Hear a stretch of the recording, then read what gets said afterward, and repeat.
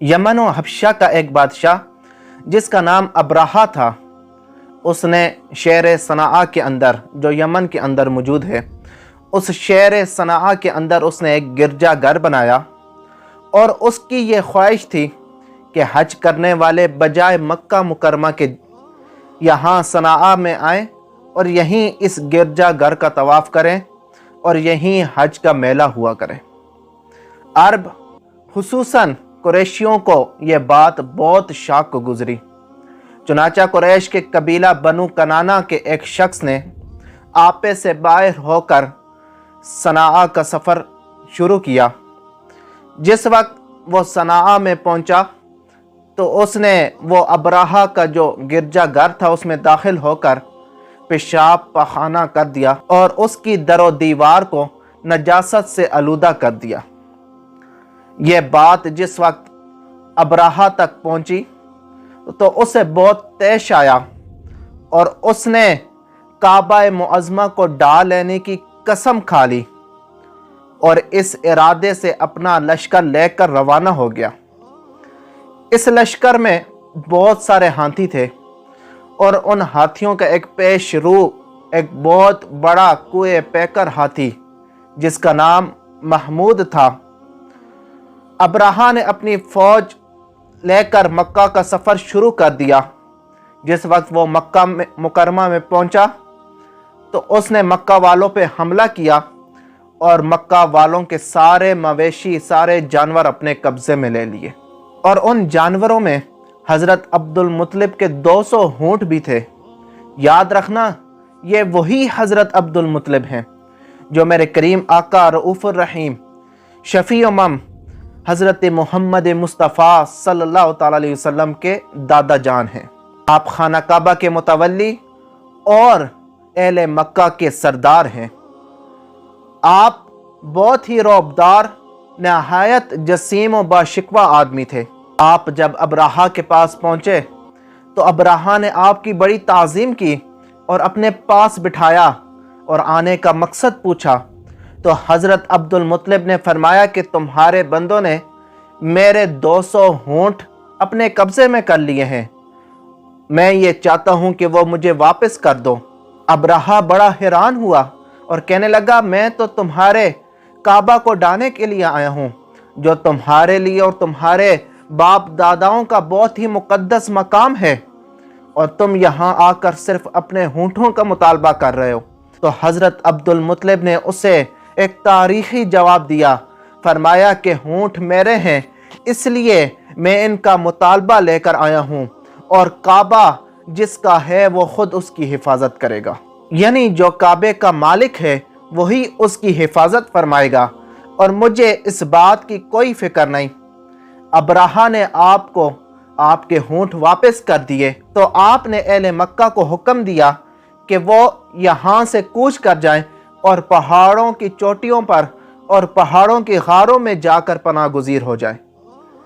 अहले मक्का ने आपका हुक्म मानते हुए पहाड़ों की तरफ सफ़र शुरू कर दिया। इसके बाद हज़रत अब्दुल मुत्तलिब काबा के पास पहुँचे और काबा का दरवाज़ा पकड़कर ज़ारो कतार रोने लगे। खूब रोए और रोकर रब से इसकी हिफाजत का सवाल किया और फिर खुद भी पहाड़ों की तरफ चले गए।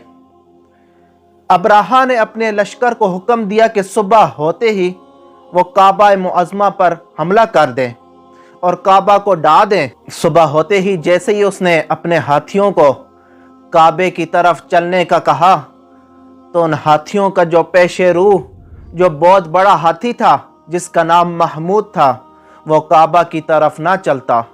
उसे और किसी सिमत चलने को कहते तो वो चलना शुरू कर देता, लेकिन जैसे ही काबे की तरफ उसे चलाते तो वो ना चलता, बैठ जाता। इतनी देर गुजरनी थी कि अल्लाह रब्बुल आलमीन ने समुंदर की जानिब से परिंदों का एक लश्कर भेज दिया और हर परिंदे के पास 3-3 कंकरियां हैं, 2 उसके पंजों में और 1 उसकी चोंच में। अबाबीलों के इस लश्कर ने अब्राहा की फौज पर इस जोर की संगबारी की कि अब्राहा की फौज भागने लगी। नजर आने में तो वो छोटी छोटी कंकरियां थीं, लेकिन वो कहरे इलाही बनकर आई थीं। वो परिंदे जैसे ही उस कंकरियों को गिराते تو وہ سنگریزے فیل سوار یعنی ہاتھی سواروں کے سر پر لگتے اور سر کو چیرتے ہوئے، اس کے جسم کو چیرتے ہوئے پھر ہاتھی کے پیٹ سے گزر کر نیچے زمین پر پیوست ہو جاتی، اور ہر کنکری پر اس شخص کا نام لکھا گیا تھا جو اس کنکری سے ہلاک کیا گیا۔ اسی طرح ابرہہ کا پورا لشکر ہلاک و برباد ہو گیا اور کعبہ معظمہ محفوظ رہ گیا۔ یہ واقعہ جس سال وقوع پذیر ہوا اس سال کو اہل عرب عام الفیل یعنی ہاتھی والا سال کہنے لگے، اور ٹھیک اس واقعے سے 50 دن کے بعد حضور خاتم النبیین حضرت محمد مصطفیٰ صلی اللہ تعالیٰ علیہ وسلم کی ولادت بشہادت ہوئی۔ اس واقعے کو اللہ تعالیٰ نے قرآن مجید میں بیان فرماتے ہوئے ایک سورت نازل فرمائی جس کا نام ہی سورہ فیل ہے۔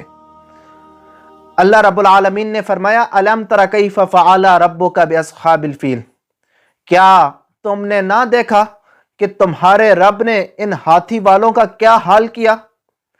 الم یجعل کیدہم فی تضلیل، کیا اس نے ان کے مکر و فریب کو تباہی میں نہ ڈالا؟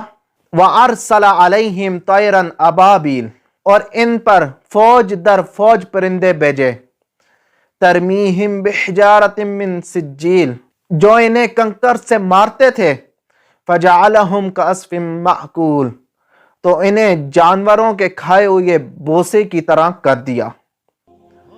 تو اس سے معلوم ہوا کہ قرآن مجید کی طرح کعبہ معظمہ کی حفاظت کا ذمہ بھی خداوند قدوس نے اپنے ذمہ کرم پر لے رکھا ہے۔ کوئی طاغوتی طاقت نہ قرآن مجید کو فنا کر سکتی ہے، نہ کعبہ کو صفحہ ہستی سے مٹا سکتی ہے، کیونکہ خداوند کریم ان دونوں کا محافظ و نگہبان ہے۔